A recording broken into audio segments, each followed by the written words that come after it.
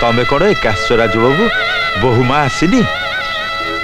भाग्य थिले गीतमा भली स्त्री मिले राजू बाबू आपण रोग शଯ୍या पड़ा बेले केते जे कष्ट से करिछि मु तार मुख साक्षी 12 ओषा 13 व्रत आरंभ करी केते पूजा केते उपवास केते मानसिक से करिछि तारी आकुल काकुति मिनती रे पथर देवता भी तली जाइछि आ सेई प्रार्थना रे आपण आज नुआ जीवन पाइछंती।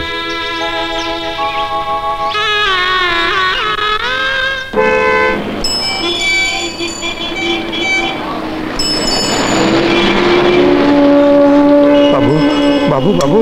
बाबू बाबू बाबू बाबू तमर धर्म हम बाबू ए गरीब को किसी दान कर बाबू ट्रक धक्का मो स्त्री पिठियाड़ भांगी जाइए से चली पारुनी पिठियाड़ भांगीगला बोली एमती पिठे बही बुलिया अपेक्षा कोड़ी शुआई दे भिक मागुना केड़े सहजरे कहीदेल बाबू एति 10 दिगपाला अग्नि को साक्षी रखी 7 जन्म को सांक ही रहीबु बोली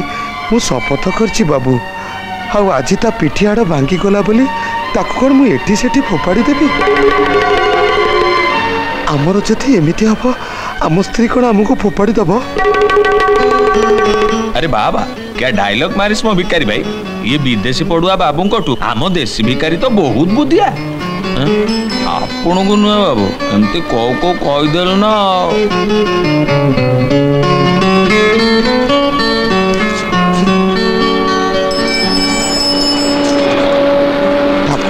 मंगल करतु बाबू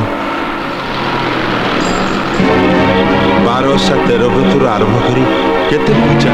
केते उपवास केते मानसिक से करिछि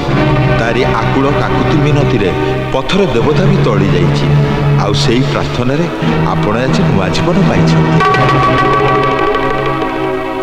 बेदी रे 10 दिगपाल आउ अग्नि को साक्षी रखी 7 जन्म को सांग ही रही बोली मु शपथ करछि बाबू आज ता पिठियाड़ भांगी गला बोली मु कौन ताकू एठी सेठी फोपाड़ी देवी आमर जदि एमिति हब आम स्त्री कौन आमको फोपाड़ी दब। भूल मु बुझुनी सर भूल बुझुचे समाज मो भौड़ी एमती गोटे एग्रीमेंट करी पाई बोली भिखारी आरंभ करी फेरी वाला पर्यटन ताको कदर्य कथा कहते सर सर मु आपण को गोड़ धरछि सर मो गीता पाक आपण घर को फेरी आणतु प्लीज सर ता प्रति अन्याय करतु सर मो गीता पाक घर को फेरी आणतु प्लीज।